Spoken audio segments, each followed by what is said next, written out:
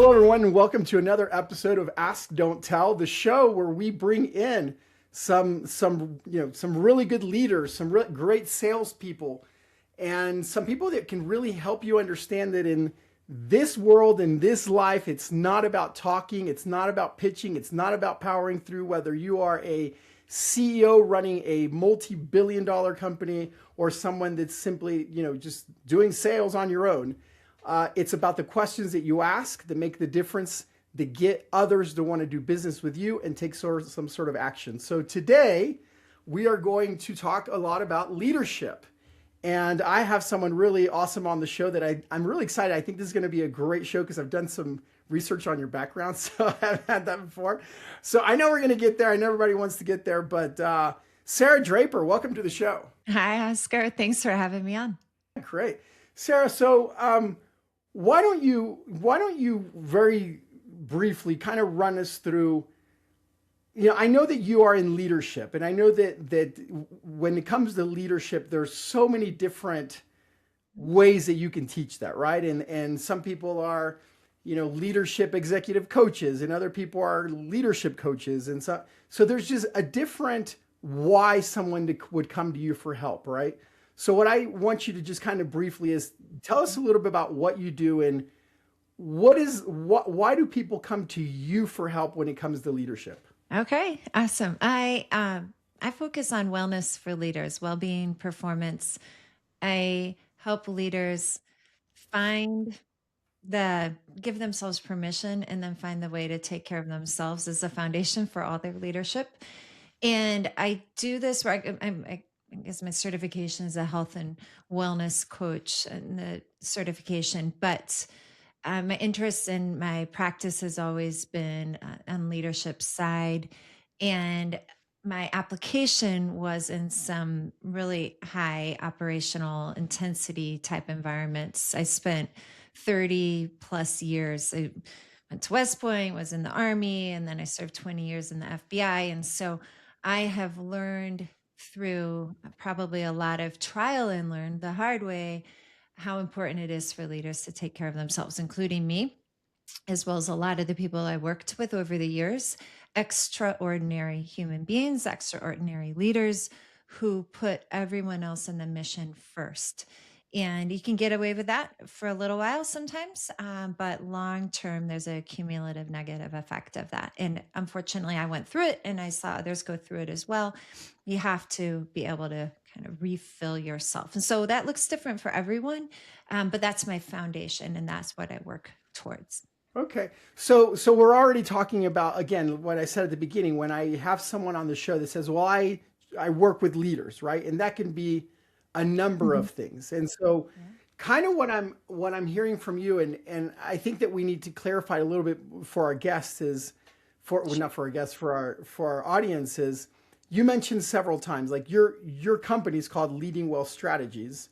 And the slogan that I see is sustainable performance for high impact leaders. Now, when I see that, I think differently as where most, executive coaches or leadership coaches would say, well, I'm trying to help you be a better leader, the mechanics of how do you do that within the business. What I'm understanding is you're helping leaders lead better, healthier, wholesome lives so that they can be better leaders. Can you just clarify that for the audience so that we know exactly kind of what that solution is that you're providing in leadership that's different than other things out there? Yeah, I love that. Well, it's a great summary that you gave, number one, because especially that focus in on like the holistic side of it. But yes, what I help leaders figure out for themselves and then put together for themselves is, again, number one, almost permission. Some people need that, like, it's okay to take care of myself. In a lot of environments,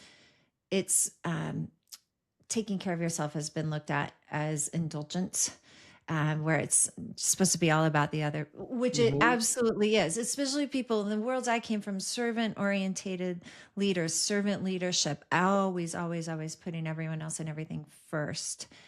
So number one is you will be able to do that better when you are whole and taking care of yourself and healthy in all aspects. And the second piece is looking at your performance. I talk about performance a lot in three different kind of spheres. You've got your physical side, like your state, your physiology, and then your mind, your traits, and your mindsets, and then your relationships, and that's your sense of purpose. That's if you have like a how you connect with others, how you connect with the world. I work with leaders on all three of those in creating like a really solid foundation where they support each other and strengthen each other, so that just their humanity and not just their individual performance, but the way they connect with the world, including in their leadership, including in whatever community they serve, that also kind of gets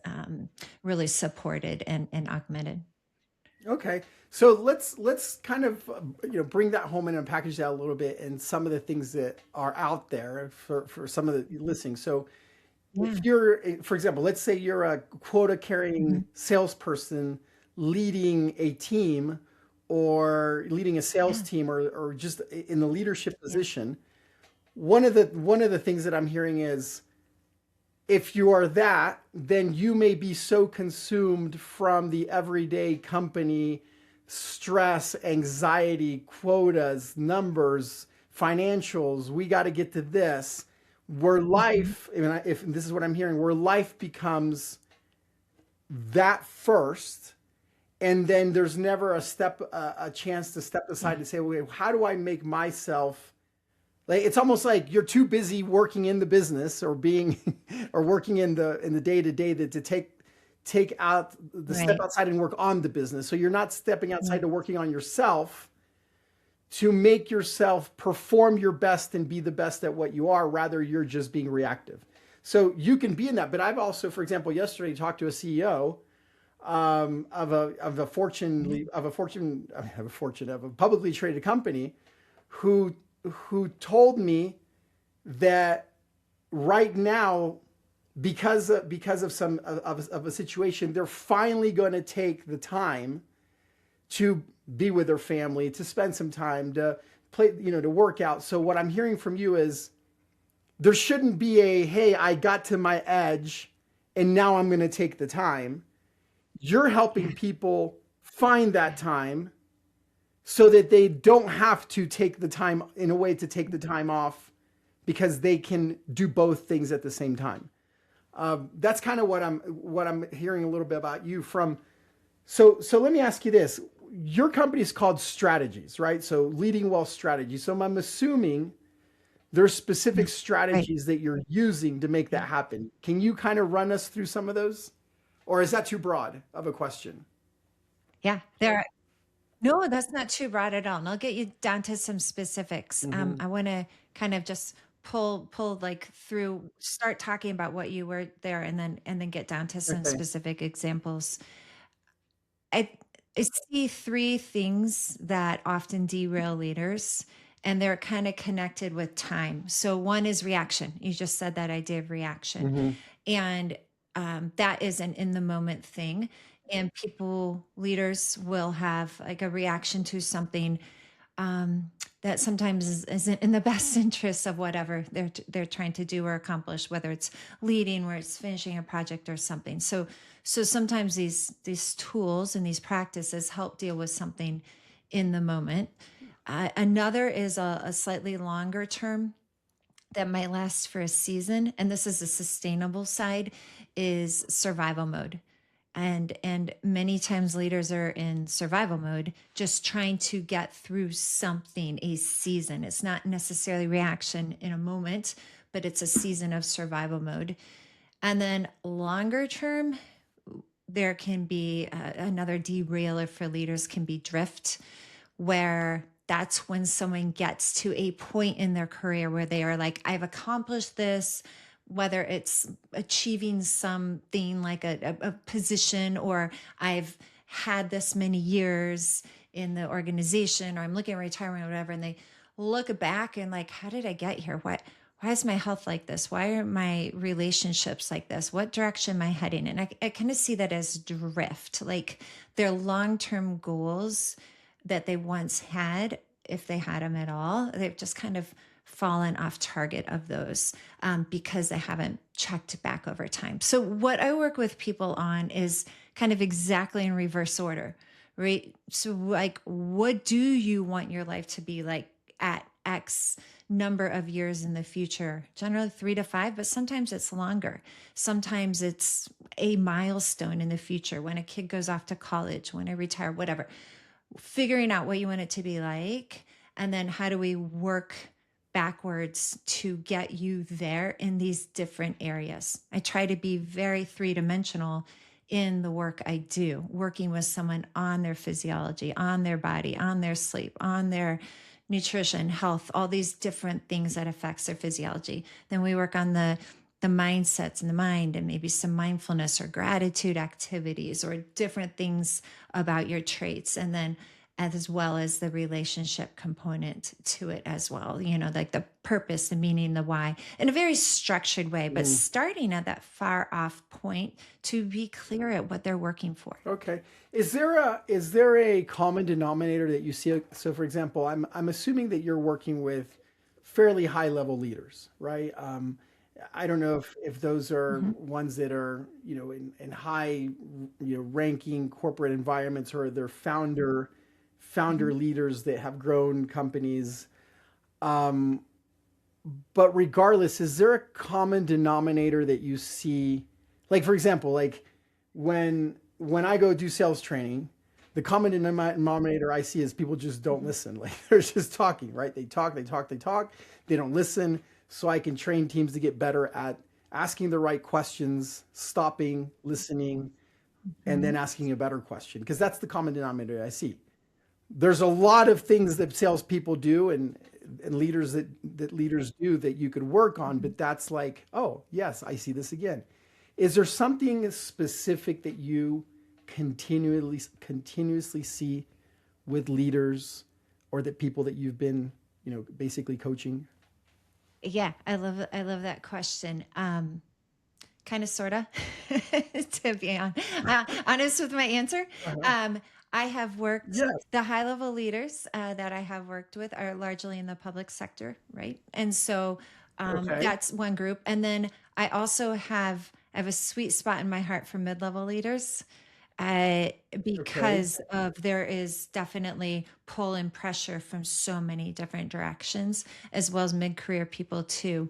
And often that mid-career is you've got all that family stuff added in. Maybe it's that maybe you've got kids, maybe you've got parents, maybe you've got all these different components, right? And so that my kind of sort of Hmm. answer was yes, there are a lot of different things where yes, there are common things, but also yes, there are different things. I think one thing, probably if we want to get like real gritty, is that people first notice physical changes. They notice like, oh, I can't do whatever I used to do. I feel a little different. My clothes fit differently. Like the physical changes are very often an indicator that something's happening that might not just be attributed to the normal aging process. And that is often what causes people to like look again and go, huh, I wonder what's going on here. Maybe they already know, but like something there, or they go to the doctor. Maybe they've neglected a while. Maybe they've been good, but they get a new blood panel, for example, and they see a biomarker that they're like, oh, wait, what? Like, why is that like that now? I've Hmm. always been a whatever, right? I mean, that was a big sign for me on something, was more on the medical side than necessarily the physical side. Others might just be like a feeling of something changing in their life. Maybe their life has revolved around work and raising kids. And as the kids are going, that is like a moment where they're like, oh, wow. I don't know if I just want it to be about work anymore. Right. And so, like a changing sense of Hmm. purpose or identity. So, there is a wide variety of things, but I have seen, at least to try to kind of bring it together, people often notice the physical changes in themselves for anyone else. Now, if you ask someone Hmm. who knows them well, that's not what they're going to notice about it. Or like a loved one or a colleague, they might notice something different. But the individual might notice physical changes. That's interesting. That's an interesting perspective because kind of what that would allude to is most of us, and I'm human, you're human, Yeah. we're all human, right? Most of us that are high achievers in some sort of leadership position, if we're honest, we're go, go, go in our Mhm. lives or in trying to achieve whatever we're trying to achieve. And we're too busy to see those changes or to experience those changes until there's some life changing thing that happens that forces us to see those things. Or you, like you said, you don't even know it. You go to the doctor, do a blood panel, Mhm. your enzymes are off. Are you Mhm. drinking too much at all these events you're going to?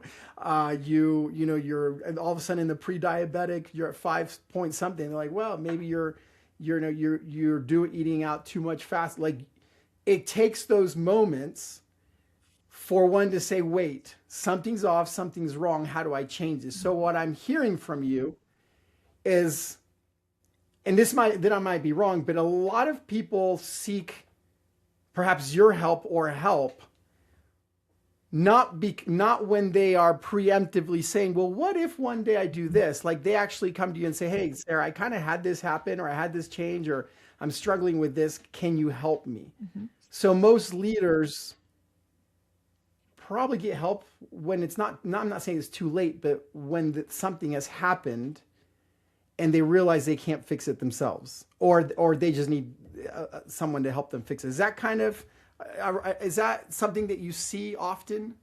What I'm describing?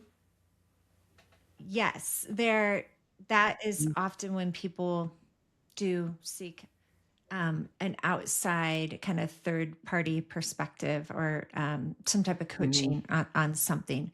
Ideally, a lot of my work, I try to like want people to get ahead of this stuff, right? How do you get ahead of these Right. things? But when I do start working with someone, I will offer up to have them do like a specific blood panel for, as an example, exactly what you're talking about. Like, Mm-hmm. what are your cardiometabolic risk factors or things like that, right? Or maybe wear a device for a little while and support them in understanding what's happening with their sleep. I'm not, being a health coach, I'm not a medical professional, but I can help them kind of dissect some of that and implement some of those things. But I also very much believe in as we get to working together, also working on these other facets too. Okay. That just my brain's going because as I'm listening to you, you have to understand. I teach people how to like get to yes, how to Yeah. like make themselves stand out from everything else that's out there. Right. How for people to see the value that you bring, right? So as I'm hearing you speak, it's like okay, why people come to your what I talk about the four whys in my book Closing Intelligence. If you've ever read Closing Intelligence, you're listening, you understand what the four whys are. But the first one is why someone would get your help. And Mhm. what I'm hearing from you is, why you explain to us why people come to you for help, right? Mhm. Why your solution is number two. Like, okay, this is why you come for me to help. How is my solution different? Your solution is actually very different than most of the leadership coaches, gurus, exec that I've had on Mhm. the show, um, because at the end of the day, it isn't just about the mechanics of, hey, this is how you become a better leader with your team. It's actually seeing yourself inside in, like you're getting them to do tests, you're getting them. This is very a different solution to that. And one of the things that I keep thinking is in those four whys, and here comes the question, because I know you're one, when's he going to ask a question? Like in the four whys, I say, why now? Right? Like your fourth why is why now? Like, why would you do something now? And so this is the key that this is what I want you to help us with. There's people listening to this say, all right, Sarah, this is great. Whatever. If I ever need help, I'll call you. I'll contact you. I'll reach out to you. I'm just not there yet. But these are the same people that one day are going to need help. Like they right now are running 1,000 miles an hour. They right now are not eating healthy. They right now are eating too many sweets on the road. They right now are drinking too much at every convention there is. They right now are haven't slowed down to have time to even have kids or whatever they want in life. What could you, and you said it beautifully, I wish people would preempt it better. So, what is the why now that you could give our audience to say, look, you may not be the one that's seeking help right now, but these are Yeah. the things that you can do today that are Mhm. going to like avoid you being in that situation of someone coming to me like almost desperate. Like you still might need help and I can still help you, but these are some of the things that you could actually do today to Mhm. avoid the pitfalls of what I'm seeing from leaders. That's my question. Awesome. I love that question. And when I think of a couple or a couple ways that people, activities, things people can do to think, Mhm. your folks, those listening right now can think about doing that. Yeah. So can I give you two strategies to think about the Yeah, why you now? give me as many as you want. All I got right. nothing to do.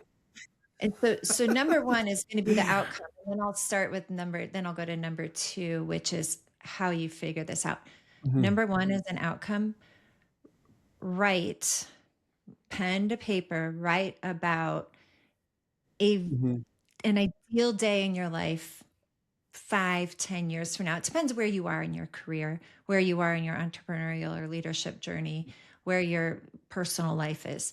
Pick a time in the future that you just kind of in your gut, like that's when I want to things to be good, whatever that is. And I'll tell you a quick story about Mhm. how that worked, and that'll tie into the how you do it. But pick that day and write about an ideal day in your life.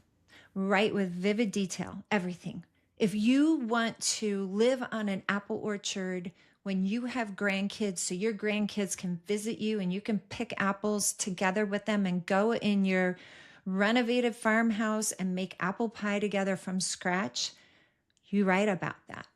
And then as you write that day, your ideal day in vivid detail, that's going to be really telling. That's going to tell you, even that example I just gave, right? That's going to tell you, what does my financial status need to be like? What's my relationship status with my spouse? If I don't have a spouse, what am I doing about that? What's that need to be like? What's my health? How are my joints and bones? Like, where am I going to live? Like, that alone is going to tell you so many things about where you can look at your own life right now and what it's going to take to get there. So, a way to kind of disconnect from your daily life to think about that is a tool I've recently developed called a future walk. And it is a walk, literally Mhm. walking outside without a device. And I say you can take your device with you if you feel you need it for safety, but please put it on do not disturb and resist the urge to look at it. Resist the urge. Don't listen to music. Don't take photos. Just walk slowly ish, like move, but it's not really an exercise walk. It's just a walk to think forward. And there's all sorts of reasons why it increases your creative thinking and your executive functioning. Different parts of your brain come online and as you're walking. And you can do this if you've got someone in your life who's a partner in that future already. If you've got that person in your life, you can walk and talk with them and do this walk together about how you want your life to be at that point in the future. If you don't, you can do it by yourself. You can do it with a coach. You can do it with a mentor, just someone who's going to hold that space for you to have that dialogue, or just do it by yourself. Walk, think about that future, get outside, get disconnected from whatever is going on in your daily life. This is a longer term walk. There's like multiple ways to do this future walk. Mhm. This is the longest one when you're thinking long term vision, and call it the visioning walk. Long term, think out what it's going to be, then come back before you turn that device back on, write it down, just scribble your thoughts down. And then you can start to create what that day might look like. So that is a tool to help you create that day.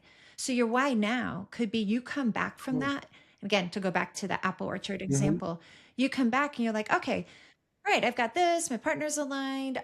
We've got kids, whatever, whatever that is. Like if you wanted the grandkids picking, but we don't live anywhere near that. Okay, so just maybe think, okay, well, what am I doing with my career right now? If I want to live in Right. Washington State, in the Fruit Loop of Washington State near the Hood River, or whatever, like, all right, what might I need to do to do that? Is that reasonable? Do I want to change it? Like you just think through all those facets and details about it. Or you want to be skiing in Europe when you're 60 or 65.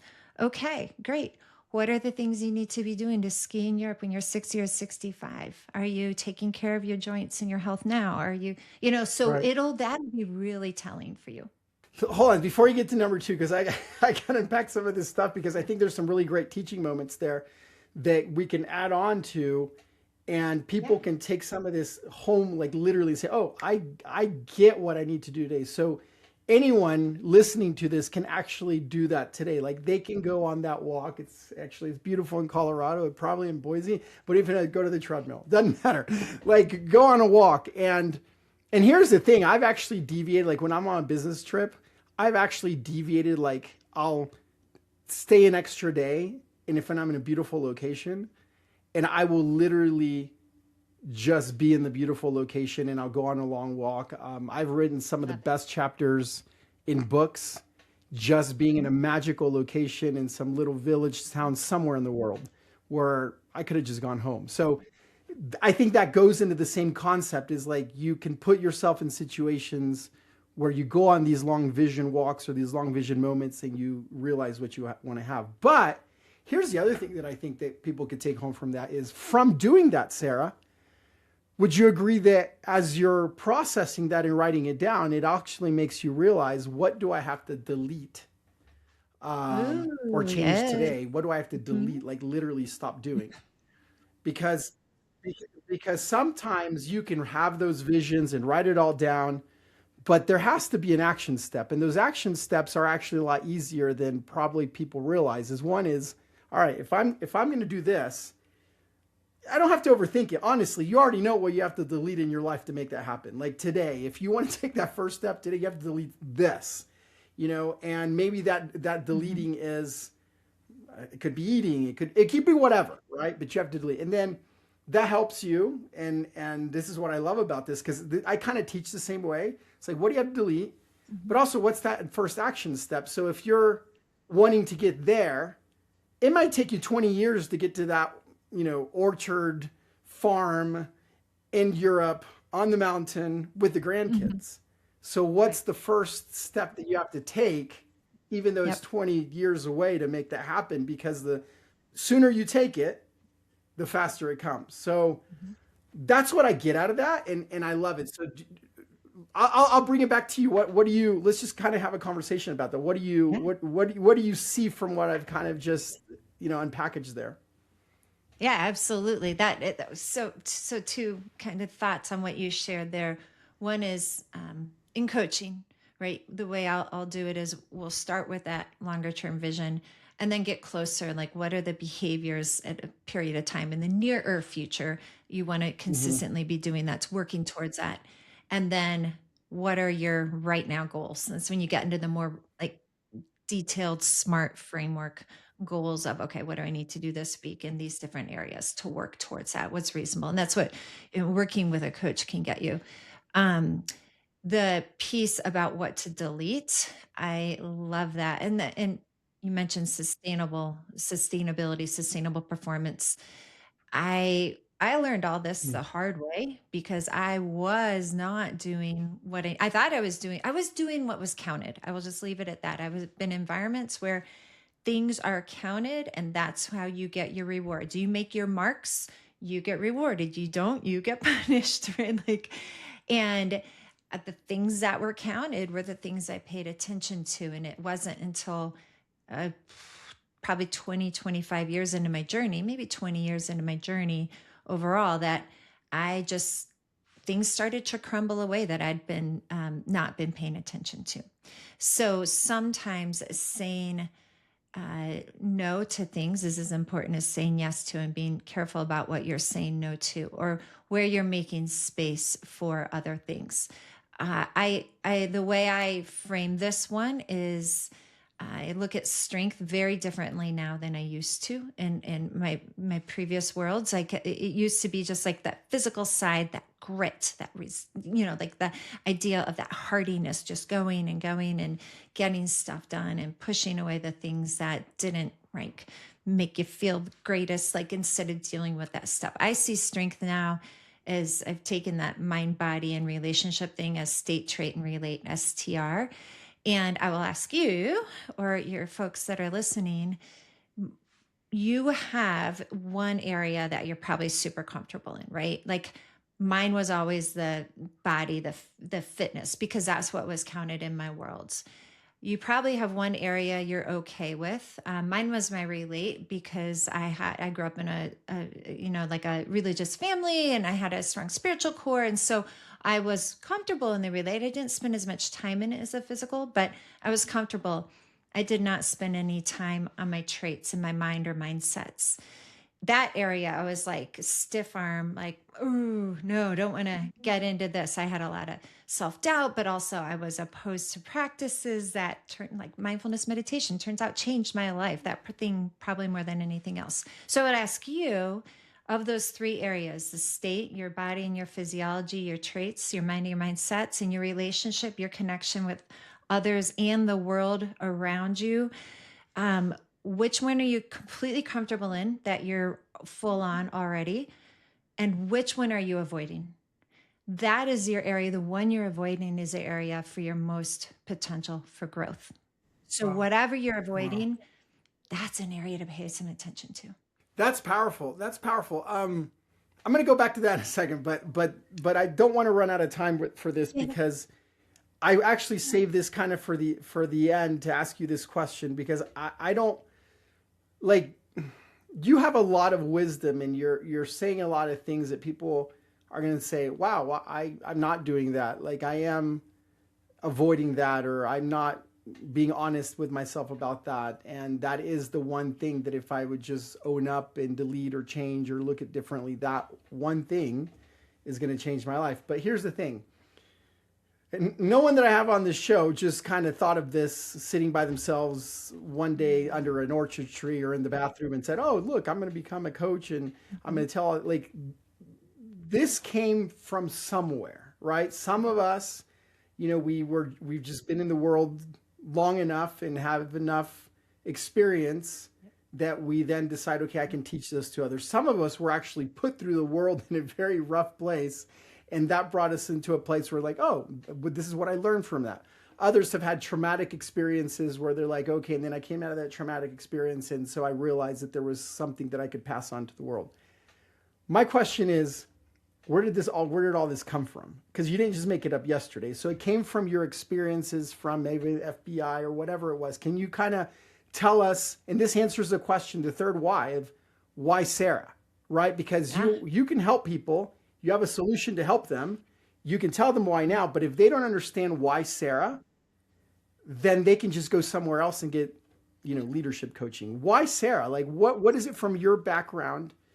What is it that got you to this place that makes you you, right? Oh my gosh. Wow. That's a big question. There's quite a Brief. We few don't things. have that It's much been a time. journey. So Siri. No, I'll summarize. I know we don't have. It's been a Uh-huh. journey. I will say this. Mm-hmm. I wholeheartedly admit to feeling, and I feel like it's overused, like imposter syndrome, never feeling like a part of things, always trying to. I was in these environments in which everyone looked like they had it all together on the outside. And in reflection, I probably looked like that to some people as well. So I struggled in silence on my own. And it wasn't until I started to course correct and begin to practice truthfully, it was mindful. For me, that was that one dimension I was ignoring. I practiced mindfulness meditation. I started changing. I didn't realize it. Others noticed it in me before, and they started asking me, and then they started saying, can you help me? And through enough of these interactions and experiences, I began to realize I was not in the minority. Like I was realizing most high performing leaders are struggling with something. For some people, they were already doing that, but it was something else they were neglecting. And so that's when I started to frame all this together. And then I had the opportunity to like formalize my education and then start teaching in a capacity for law enforcement leaders before I retired. That was great. That helped really helped me kind of not a crucible, but helped me kind of catalyze. That's a little too solid. Helped me kind of format a little bit more solidly some of these ideas Mm-hmm. and concepts into something that was more actionable. But it's just through my own acceptance So, of myself. Yeah. Right. So if you're listening, all, all of that in a couple words is you've been there. Like you have seriously Right. been there, right? Oh, yeah. And no, no, no, seriously, Yeah. because you're not coming from like, oh, well, I wasn't there, but I can help you get better. But I would, no, you've been there. And I've seen, I mean, if you're, I'm going to give you a chance, in a little bit for, in about in a couple, 2, 3 minutes, and you're going to tell us how to find out about you and all that stuff. But people are going to realize you have a pretty impressive past. And so you've been there. And I think that because you've been there and worked your way through that, now you say, okay, how can I help others? And that's led to a lot more. And you have your way of helping others, and you've put it into a program and a career and education. And now you can really honestly help others. But I think the biggest thing is what it's like. I mean, what it's like to from the outside you see something, but inside you're just not whole, right? And the people that come see you Yeah. probably say, well, you know what I'm talking about. And that's the why Sarah. That's the why Sarah. Like literally, if somebody's sitting in front of you and say, well, Sarah, there's all these leadership coaches that can help me. Why you? You just look them straight in the eye. You say, because I've I've been been there. there. I mean, Would there's appreciate nothing you. more powerful. Seriously, like literally, this is like if you're listening to yourself, like I mean, you don't need to do a pitch. You don't have to give them your whole story. It's like literally, because Mhm. look I've been there. Mhm. And it's like, oh, okay. How do I sign up with you? Right. All right. All right. So tell us how to connect with you. How do we find out more about you? How does our audience what do you want them to know? What do you want them to do if they want to learn more about you, contact you, reach out to you? Give us an action step. Sure. Action step for contact. And then I want to finish with something to just think about. Hmm. Action step for contact is my company is Leading Well Strategies. As you pointed out, there are multiple strategies. There are ways forward.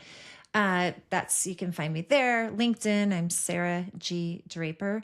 Those are the two best ways to find me. So Sarah G. Draper on LinkedIn, Leading Well Strategies. And as for an action step, um, you you deserve to take care of yourself. You need to take care of yourself. I'm an entrepreneur now, right? And it is harder Hmm. for me to let work go now than it was at the end of my career once I had my skis under me, right? And so there's just always something more to be done. And it's very easy, I know, for people who are leading, who are entrepreneuring, who are serving, to continue to put the mission, the people, the others, the future, those goals first. You have got to be a part of that. And you won't do your best at taking care of anyone or anything else if you are not at your best. And that's not every day you're going to be at your best, but you want to have more Hmm. good days than that. You want to be better over time. You deserve that. And as a collective, we need you at your best. We really do. We've got so many challenges and issues and opportunities and great things happening out there. We need each and every person at their best. And by you doing that, it's a great model for the people you lead, and you're going to help serve in whatever capacity. So I want to, I mean, who am I? But I want to give you permission to take care of yourself. It's great for you. Right. I often say it's for those you lead and those you love, as well as those you serve, right? And the people around you need you at your best too. Right. And that's actually something that I was thinking, at least for me, a big takeaway of today, and something that I want to leave the audience with is, we talked about what do you want to do 20 years from now, and taking that long vision walk. And you mentioned that there's not the long vision walk, there's the mid vision walk. I'm Mhm. sure the short vision walk, but some of the people listening today are saying, okay, how can I apply this today? So let's just shrink that. Okay. Like, if you're a leader today, if you're working for a company today, if you've got a huge long sales project today, if you are running deals today, if you're in real estate, it doesn't matter who you are.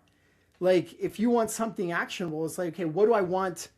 What do I want out of this week? What do I Mhm. want out of this month? What do I want out of this year?